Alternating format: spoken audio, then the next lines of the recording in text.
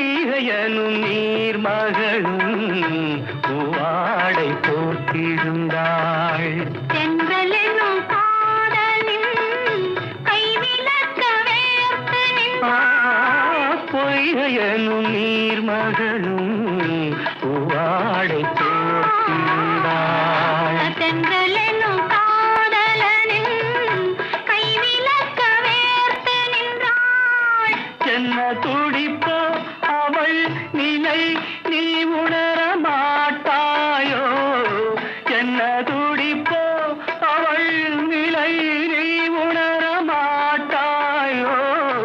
அந்த நிலையில் அந்த சுகத்தை நான் உணர காட்டாயோ? ஆயிரம் இலவேவா, ஓர் ஆயிரம் இலவேவா.